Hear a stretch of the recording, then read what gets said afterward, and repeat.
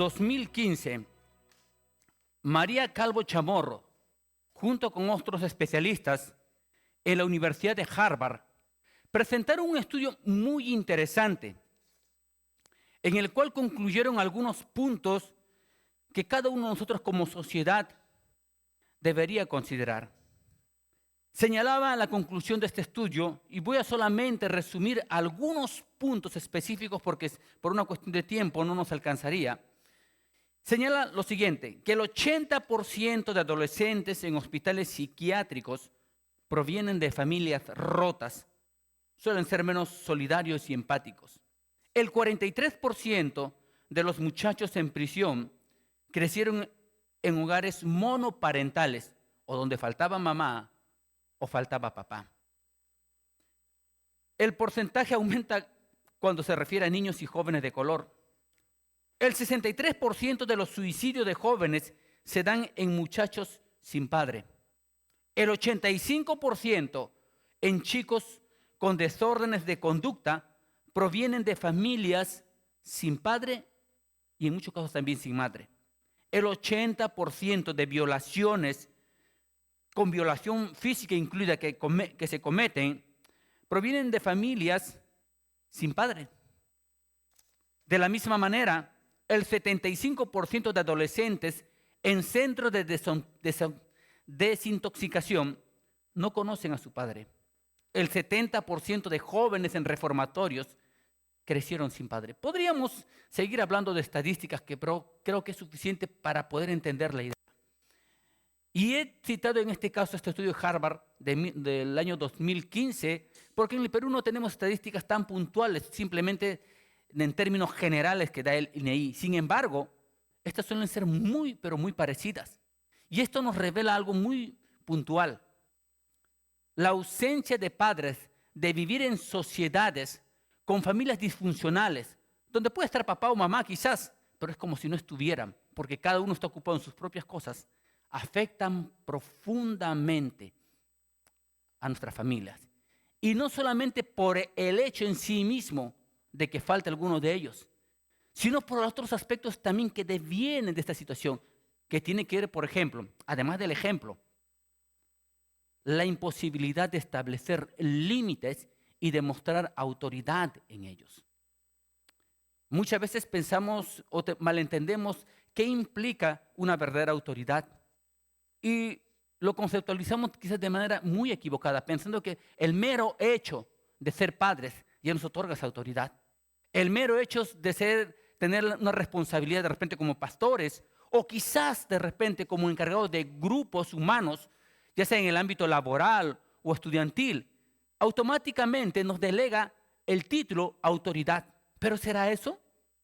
Esta mañana, junto con ustedes, quiero invitarlos a analizar qué nos dice la palabra de Dios en lo que respecta a la verdadera autoridad. Y para ello, yo les voy a pedir me acompañen, por favor, al libro de Hechos, capítulo 16. Hechos 16, a partir del versículo 16 al 34. Y vamos a leerlo, como está escrito. Dice la Biblia, Hechos 16. Aconteció que mientras íbamos a la oración, nos salió al encuentro una muchacha que tenía espíritu de adivinación, la cual daba gran ganancia a sus amos adivinando. Esta, siguiendo a Pablo y a nosotros, daba voces diciendo: estos hombres son siervos del Dios Altísimo, quienes os anuncian el camino de salvación. Y esto lo hacía por muchos días. Mas desagradando a Pablo, este se volvió y dijo al espíritu: te mando en el nombre de Jesucristo que salgas de ella, y salió en aquella misma hora. Pero viendo sus amos que había salido la esperanza de su ganancia, prendieron a Pablo y a Silas y los trajeron al foro ante las autoridades.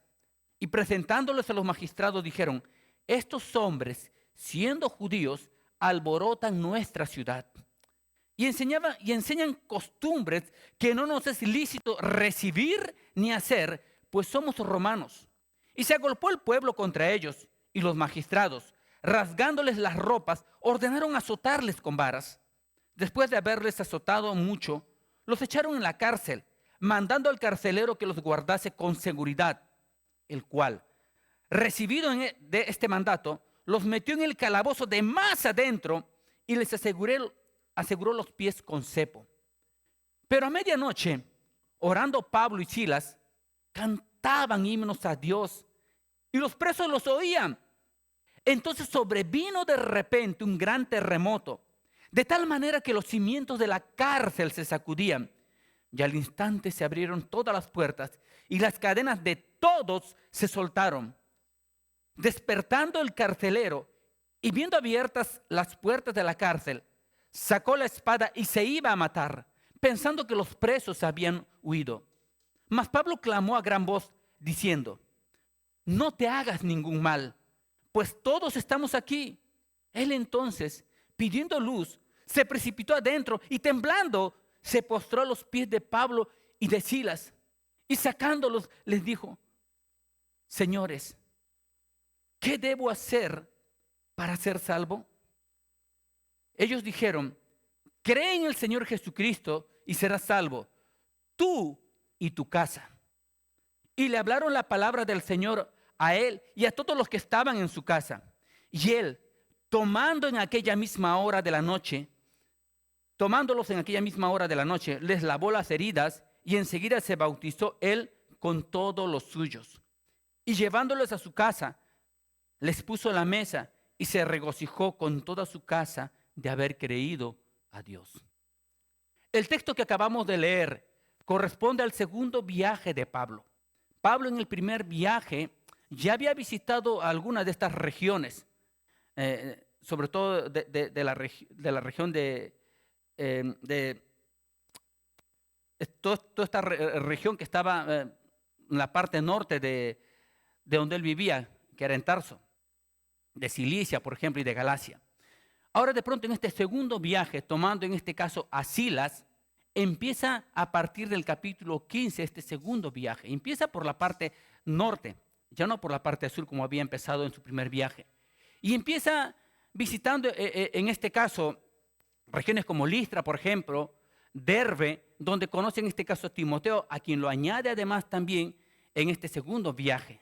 Posteriormente empieza a visitar todas estas regiones de Iconio y en su intención de querer ir a Bitinia y al Ponto y también posteriormente a Asia, es detenido por el Espíritu Santo, quien le indica a través de una visión que los visite y los ayude en Macedonia, por lo cual yendo por Misia, él en todo caso llega a la región o al puerto de Troas, cruza la isla de Samatrocia, llegando finalmente a Neápolis, que era en este caso el puerto que lo conducía por primera vez a Europa. Llegando en este caso a Neápolis, se traslada posteriormente a Filipos, que es la primera ciudad, en este caso de Europa, en el cual Pablo levanta una iglesia. Ahora, Filipos debe su nombre en este caso a Filipo II, que es el padre del famoso Alejandro Magno, quien lo conquista y se debe su nombre. Finalmente, a mediados del siglo II es conquistado en este caso por los romanos. Y se establece algunos aspectos evolutivos en la historia de Filipos. En primer lugar, como un protectorado de Roma, posteriormente como una provincia, y ya en el tiempo de Pablo se convierte en una colonia, donde muchos veteranos de guerra asientan su lugar de residencia. Se dice que en aquel tiempo aproximadamente el 50% de habitantes en este lugar de Filipos correspondían a veteranos de guerra que habían hecho familia y se habían asentado en ese lugar. El otro 50% estaba conformado por macedonios y también por otras poblaciones de otros lugares, como por ejemplo la pequeña población de judíos. Me parece que era muy pequeña porque inclusive no tenía ni siquiera sinagoga.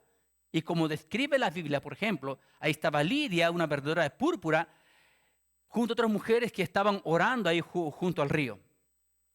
Ahora, en ese sentido, estas circunstancias generaban algunos aspectos muy importantes. En primer lugar, la ubicación geográfica, porque por ahí pasaba un camino muy importante de Roma, lo cual lo convertía, en este caso, a esta ciudad en un punto geopolítico importante. por el camino que pasaba, pero además también por el mismo hecho de que estaban muchos colonos romanos, implicaba necesariamente que automáticamente todo Filipos se convertía, los habitantes que estaban ahí, en ciudadanos romanos, con las consiguientes ventajas que ello implicaba, ser un ciudadano romano en aquel tiempo. Esto había generado en toda esta ciudad un carácter de nacionalismo extremo. Ello, aunado por otro lado también, a que Filipos era una ciudad en la cual se rendía culto a muchos dioses que eran originarios de aquel lugar, pero también a otros dioses del panteón greco-romano, haciendo esta ciudad profundamente religiosa, no necesariamente porque adoraban a Jehová, al Dios verdadero, sino que adoraban a muchos otros dioses, pero eran profundamente religiosos en ese sentido. Estos dos aspectos, el nacionalismo tan alto y creciente y también el profundo carácter religioso, les hacía observar la autoridad, tanto civil, militar y también religiosa, como un tema muy importante. Es por ello que cuando Pablo viene hablando del verdadero evangelio, proclamando a Cristo como el verdadero Rey y Señor de aquel tiempo y el verdadero Dios, este mensaje chocaba profundamente con las concepciones de todo aquel pueblo por el cual se oponían a Pablo. Era un carácter muy diferente.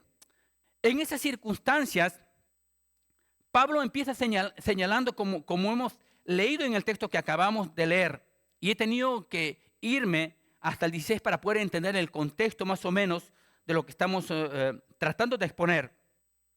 Y dice que Pablo va y le sale una muchacha que tenía un espíritu de adivinación, que era muy común en aquel tiempo, y comienza a decir, estos son hombres, son siervos del Dios Altísimo quienes anuncian el camino de salvación. Pablo, por supuesto, la reprende. Esta muchacha pierde aquel carácter de poder adivinar. Sus amos se molestan y hacen que encarcelen a Pablo y a Silas. Y van y lo juzgan y lo encarcelan sin tener en cuenta que era también un ciudadano romano. Pero es un tema que de repente en otro momento vamos a tocar. El hecho concreto es que llevan a Pablo y a Silas, dice, y lo meten, como menciona el versículo 24, al carcelero, que seguramente también, es muy probable que fuera también un veterano de guerra. Y lo mete en el calabozo de más adentro, más profundo, y le asegura los pies con cepo. Miren, una lectura superficial no nos da mayor detalles de lo que realmente significa un lugar como ese, un lugar horrible, donde no había baños, se convivía con rata y con toda clase de bichos y de plagas. Y en el lugar más húmedo y más profundo, ahí tienen a Pablo, sus pies amarrados a cepo. Y en ese lugar, ellos empezaron a adorar y a alabar al Señor, dando a entender algo muy importante, que ellos no vivían en circunstancias, sino vivían de fe y de obediencia al Señor. De tal manera que su clamor, su adoración al Señor, produjo un terremoto que no solamente movió los cimientos de aquel lugar, sino aún los cimientos del propio carcelero. Porque despertando el carcelero, en el versículo 27 dice, viendo abiertas las puertas de la cárcel, sacó la espada y se iba a matar pensando que los presos habían huido. ¿Y por qué? Porque en aquel tiempo las responsabilidades que implicaban esto, ser un militar, eran muy serias. No es que te vamos a mandar un memorándum o te vamos a mandar una amonestación porque incumpliste tu deber. No, no, no. Sencillamente cuando alguien fallaba, lo condenaban a muerte. Así que era común dentro de los militares, en situaciones como esa, de suicidarse. Porque eso significaba una muerte más honorable que ser de repente decapitado o cualquier otro castigo. Así que él estaba en esa circunstancia. Y vemos precisamente en el versículo 28 que Pablo se clamó a gran voz diciendo, no te hagas ningún mal, pues todos estamos aquí. Y por favor, prestemos atención del versículo 29 que encontramos acá, la parte central del mensaje. Porque dice el 29, él entonces pidiendo luz se precipitó adentro y temblando se postró a los pies de Pablo y de Silas. Cuando hablamos de autoridad debemos entender que alguien como este carcelero, que tenía muy claro, como hemos dicho, por la misma circunstancia de la ciudad de Filipos, de que era una colonia romana y probablemente el mismo sea romano de origen, ciudadano romano, que su rey y su señor era el César, era el emperador romano. Y que probablemente uno de sus dioses sería alguno del panteón griego. Pero en ese momento, él entendió algo muy importante. Había una autoridad mucho más grande en un encuentro con Dios. Y es que debemos entender una cosa, que la Biblia dice que es el Espíritu Santo el que redarguye de pecado, de justicia y de juicio. Y Dios, trabajando en el corazón de este hombre, lo lleva a entender esa necesidad de reconocer en primer lugar que había un Dios verdadero y la necesidad de poder postrarse ante Él. Y dice, se postra a los pies de Pablo y decirle, debemos entender, salvaguardar un aspecto y aclarar un aspecto muy, muy importante. Acá no está hablando de adoración, acá está hablando de postrarse. El término griego que se utiliza aquí señala, o se puede en este caso transcribir bajo el aspecto, por ejemplo, de caer ante, es decir, una acción con una acción con carácter intencional, de postrarse, de caer ante Él, pero no por un carácter de adoración, sino con un carácter, escúcheme bien, de reconocer una autoridad mayor y de someterse a esa autoridad. Es muy diferente, por ejemplo, lo que encontramos en el mismo libro de Hechos, capítulo 10, versículo 25, cuando nos habla, por ejemplo, de Cornelio, otro militar romano, por ejemplo. Cuando ve y llama a Pedro, dice, y de pronto él se postra. Pero Pedro le dice algo muy interesante en el 10:25. Le dice, cuando Pedro entró, salió Cornelio a recibirle y postrándose a sus pies, dice, adoró. Por supuesto, Pedro lo levantó diciendo, levántate, pues yo mismo también soy hombre. Pero acá encontramos una cosa, dice, se postró a sus pies y adoró. Acá no está diciendo que adoró, simplemente se postró en este caso. ¿Y por qué se postró? Debemos entender acá que la verdadera autoridad, y me refiero a autoridad, implica estar dispuesto a someterse a la autoridad antes de ejercer autoridad. Muchas veces pensamos que por el simple hecho de tener una posición, ya sea en el ámbito laboral, porque estás encargado de un grupo humano y tienes una responsabilidad, ya sea en el ámbito estudiantil, el jefe de grupo de repente de alguna monografía o de alguna exposición, ya sea en el campo eclesial porque soy pastor, automáticamente entonces, o líder de algún grupo humano, automáticamente entonces ese título ya conlleva una autoridad. Pero no es así. Si no me someto, no soy intencional y estoy dispuesto primero a someterme a una autoridad mayor, que es la autoridad de Dios, queridos hermanos, entonces no significa nada. Él entendía este aspecto, pudo entender este aspecto, y someterse, estar dispuesto a someter. El primer aspecto, la primera demanda de la verdadera autoridad implica estar dispuesto a someterse a la autoridad antes de ejercer esa autoridad. Y encontramos dos premisas en este punto. En primer lugar, con humildad, para aprender a no enseñorearnos de los demás. Y número dos, con humildad, para aprender que la autoridad que se ejerce es algo delegado. La primera premisa, con humildad para no aprender a no enseñorearnos de los demás. La Biblia habla muy claramente de eso, que Dios no nos ha dado una autoridad para enseñorearnos, sino para dirigir. Jesús señalaba algo muy importante, porque el Hijo del Hombre no vino para ser servido, sino para servir y dar su vida por otros. Eso es lo que implica una verdadera autoridad. El segundo aspecto, con humildad, para aprender que la autoridad que se ejerce es algo delegado. Y quiero establecer algunos ejemplos prácticos que puedan ser de muy fácil comprensión. Como esposo, como un hombre casado, tengo muy claro que la esposa que me ha dado en gracia y misericordia, que no merezco realmente, en su gracia y misericordia Dios me la ha dado. Aunque a modo de broma, en conversación y comunicación con mi esposa, digo, ella es mía, de nadie más. Entiendo finalmente que primero es de Dios. Y a mí me ha dado la responsabilidad, la gracia, la misericordia, pero además la responsabilidad de entender que primero es de Dios y que yo tengo en este caso, la responsabilidad de administrar su vida, pero que algún día yo voy a darle cuenta a Dios por ella, por lo que he hecho, de cómo he administrado su vida. En mi papel de padre, tengo un hijo, pero entiendo y soy consciente de que es primero de Dios antes que mío, y por ello, en algún momento he de tener o de dar responsabilidad delante de Dios por su vida, por lo que he hecho con ello. ¿Se da cuenta que a través de esta perspectiva las situaciones cambian cuando hablamos de autoridad? Porque algo muy importante, hay que dar cuenta por ello. Por supuesto, en cualquier aspecto, en cualquier papel, en cualquier posición que Dios lo haya puesto.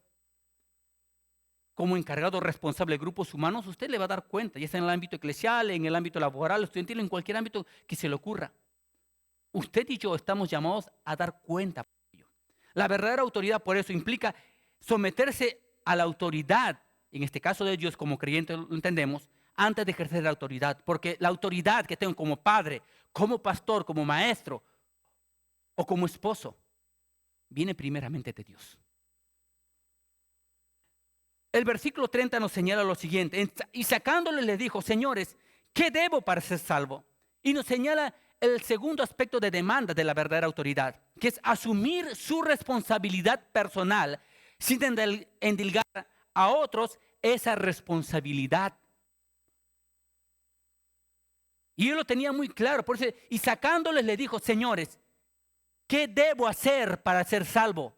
¿Qué debo hacer para asumir responsabilidad de que soy un pecador, le he fallado a Dios? Y eso no es responsabilidad de nadie, no es de mi esposa, no es de mi hijo, es mi responsabilidad. ¿Qué debo hacer? Y eso nos invita precisamente a poder considerar nuestra vida y la autoridad que ejercemos en los diferentes ámbitos. En cada aspecto, porque escúcheme, no podemos separar el ámbito laboral, el ámbito eclesial y el ámbito que tenemos en la vida cotidiana. Porque somos cristianos en el trabajo, en el estudio o en el hogar. No tenemos una careta para cada lugar. Y la autoridad que debemos entender que ejercemos muchas veces es qué tipo de autoridad estoy ejerciendo. Aquella que proviene de una autoridad que deviene de Dios o mi propia autoridad humana. Así que asumir la responsabilidad personal de este hombre es un aspecto que demanda la verdadera autoridad, del cual debemos aprender. Pero el versículo 31 y 32 añade un tercer aspecto de esta demanda, porque dice, y ellos dijeron, cree en el Señor Jesucristo y serás salvo tú y tu casa, y le hablaron la palabra del Señor a él y a todos los que estaban en su casa. Y esto implica ser ejemplo testimonial de aquel que direcciona con el ejemplo activo. Y esto también es muy importante. Miren, quiero que sea consciente, querido hermano, de lo siguiente. A quienes somos padres, pero también a los que son hijos, porque finalmente acá lo importante es el testimonio. A los que son padres quiero decir lo siguiente. Si Dios no es importante para ti, ¿por qué esperas que sea importante para tus hijos? ¿Por qué esperas que sea importante para tu esposo o tu esposo? A los jóvenes, a los que todavía no son padres, pero son hermanos, tienen amigos, tienen un círculo que les rodea. Si Dios no es importante para ti, ¿por qué esperas que sea importante para tus hermanos, para tus amigos, para tus familiares, para los seres que amas? No lo va a hacer nunca. Es como pensar que tengo un hijo y quiero que adquiera el hábito de leer, pero nunca me ve siquiera leyendo Coquito, ni una revista Condorito o un periódico. No va a leer precisamente. Si no muestro temor, si no muestro integridad, ¿por qué esperaríamos que los demás sí lo muestren? La verdadera autoridad implica necesariamente ser ejemplo testimonial de ello, de lo que demandamos como ejerciendo nuestra autoridad, porque direccionamos con el ejemplo activo.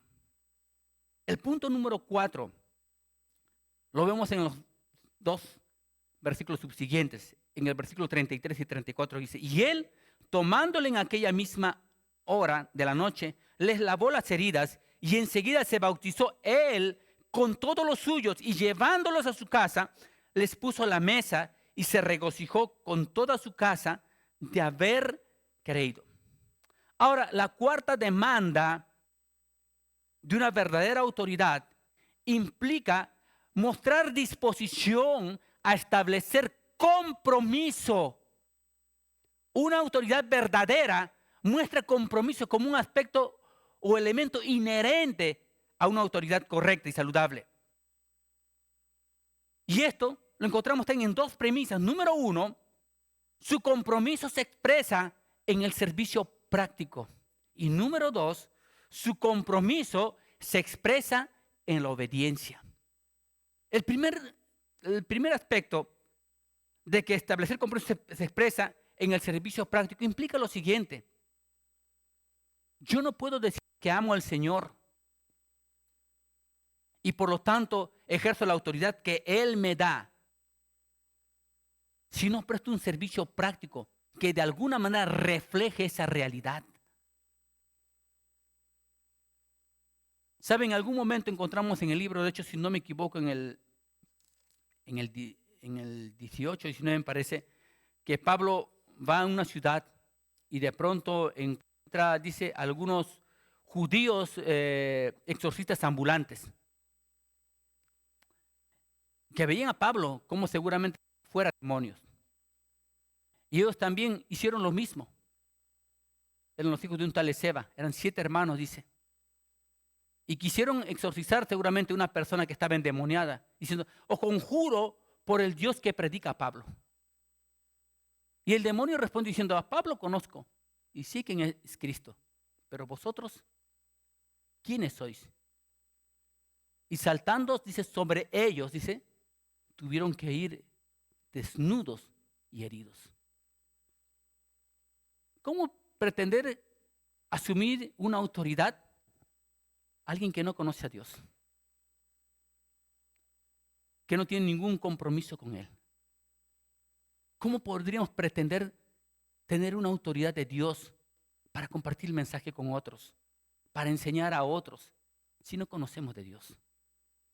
Porque no hay un compromiso de servicio. El demonio mismo reconocía, a Pablo conozco y sí quién es Cristo. Y claro, porque un aspecto de su conocimiento de parte del diablo era porque era Dios, Cristo mismo era alguien que servía. Y también Pablo. Pero el segundo aspecto, decíamos, de mostrar su disposición a establecer compromiso, no solamente se expresaba en el servicio práctico, sino también, dice, en la obediencia. Y como vemos en el versículo 33 y 34, el carcelero fue y sirvió. ¿Sabe qué cosa haciendo?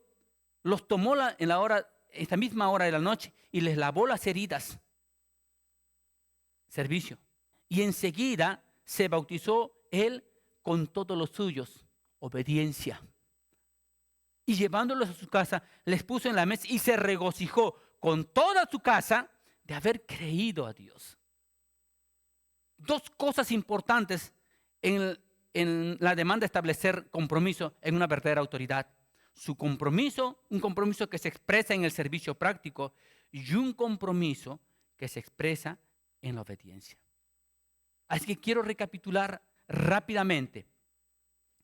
Cuando hablamos de una verdadera autoridad, queridos hermanos, como creyentes entendemos que la autoridad que nosotros ejercemos, en primer lugar, debe entenderse como una autoridad saludable y correcta, porque en primer lugar estamos dispuestos a someternos a la autoridad de Dios antes de ejercer esa autoridad, independientemente del lugar donde Dios nos ponga para ejercerla, ya sea en el trabajo, en el ámbito laboral, en el ámbito estudiantil, en la universidad o en el colegio, en el ámbito eclesial o aún en el familiar. Mi autoridad y la autoridad de cada uno de ustedes, como padres, como jefes o supervisores en el trabajo, como pastores, maestros o líderes en la iglesia o en cualquier otro ámbito, primero debe de venir de Dios y someternos primero a su autoridad que nos indica cómo debemos ejercer esa autoridad, sirviendo. Porque Él quiere ser el mayor, sea como los más pequeños, que sirven a todos los demás. Para no enseñorearnos. Y con humildad para aprender que la autoridad que se ejerce es algo delegado. sobre el cual cada uno de nosotros ha de tener que dar cuenta al Señor. Pero además también la demanda implica asumir nuestra responsabilidad personal sin endilgar a otros esa responsabilidad que corresponde a una verdadera autoridad. Como un tercer aspecto, ser ejemplo testimonial que direcciona con el ejemplo activo y no solamente a través de palabras. Encontramos a este hombre que hacía eso. Él creyó en el Señor porque entendemos que el ejemplo enseña más que las palabras. Que no es suficiente decir, Cristo puede cambiar tu vida si primero mi vida no es cambiada por esa palabra. Que Cristo puede hacer la diferencia en ti, puede darte propósito y muchas cosas hermosas, que es una realidad. Y es necesario también mencionarlo con palabras. Pero es también tan importante que, como ello, poder demostrarlo a través de nuestro propio testimonio personal. Tenía un amigo que decía algo muy interesante: no basta ser bueno, hay que parecerlo. Y aunque no es bíblico ese dicho, resulta muy interesante y con mucho acercamiento a la idea que queremos comunicar. Y finalmente, la cuarta demanda en una verdadera autoridad implica mostrar disposición a establecer un compromiso. Compromiso que se expresa bajo dos aspectos: bajo el servicio práctico y bajo la obediencia. Ahora, queridos hermanos, podemos entender que la verdadera autoridad no es tan simple, pero es una necesidad. Todos y cada uno de nosotros estamos llamados a asumirla, pero asumirla bajo las perspectivas y los parámetros del Señor. Por supuesto, me queda hacer en la conclusión práctica algunas preguntas que nos deberían llevar a cuestionarnos en este aspecto. Y tiene que ver con lo siguiente. Escuche bien, ¿has pensado alguna vez qué tipo de autoridad practicas? Es entre usted y el Señor. ¿Una autoridad verdadera que proviene de Dios o una autoridad falsa que proviene de nuestra humanidad? Porque si somos honestos y entendemos que hay algunas cosas que deberíamos ajustar o corregir, querido hermano, es el momento de hacerlo. Es el momento de hacerlo, porque todos finalmente hemos de dar cuenta por ello. Vivimos en un tiempo en el que debemos ser conscientes que como sociedad, como familia, como iglesia, hoy más que nunca es necesario ejercer una autoridad que corresponda a los parámetros y la voluntad de nuestro Dios.